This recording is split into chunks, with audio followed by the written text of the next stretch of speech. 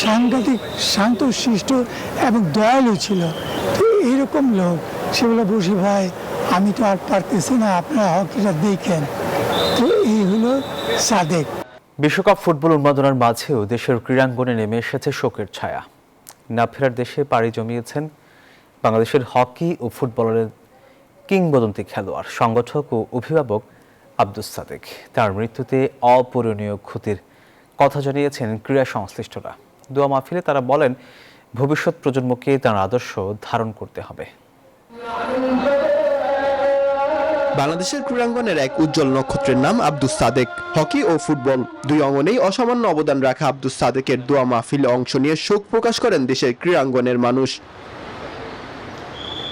স্বাধীন বাংলাদেশের প্রথম জাতীয় হকি দলের অধিনায়ক, আবাহনী ফুটবল ও হকি দলের প্রথম অধিনায়ক, সফল কোচ এবং দক্ষ সংগঠক, সব পরিচয় ছাপিয়ে তিনি ছিলেন ক্রীড়াঙ্গনের একজন অভিভাবক। স্থবির হয়ে পড়া দেশের হকিকে আবারও মাঠে ফিরিয়ে আনার পেছনেও ছিল তার নেতৃত্ব ও দূরদর্শিতা বলে জানান বাংলাদেশ অলিম্পিক অ্যাসোসিয়েশনের সাবেক সেক্রেটারি জেনারেল বশির আহমেদ। সাংঘাতিক শান্তশিষ্ট এবং দয়ালু ছিল। তো এইরকম লোক সেগুলো বসে ভাই আমি তো আর পারতেছি না, আপনারা হকিটা দেখেন। তো এই হলো সাদেক। হারিয়ে যাওয়া এই কিংবদন্তিকে অনুসরণ করে ভবিষ্যৎ প্রজন্মের এগিয়ে যাওয়া উচিত বলে মনে করেন ক্রীড়া সংশ্লিষ্টরা।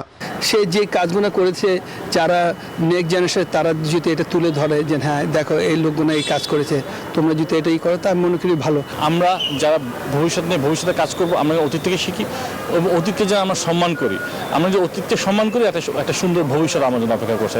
ভালো ক্রীড়াবিদ, অসম্ভব ভালো একজন অর্গানাইজার এবং একজন ভালো পিতা এবং ভালো মানুষ ছিলেন। আব্দুস সাদেকের কর্মময় জীবন, নেতৃত্ব গুণ এবং ক্রীড়ার প্রতি নিষ্ঠা ভবিষ্যৎ প্রজন্মের জন্য অনুকরণীয় হয়ে থাকবে বলে জানান তারা।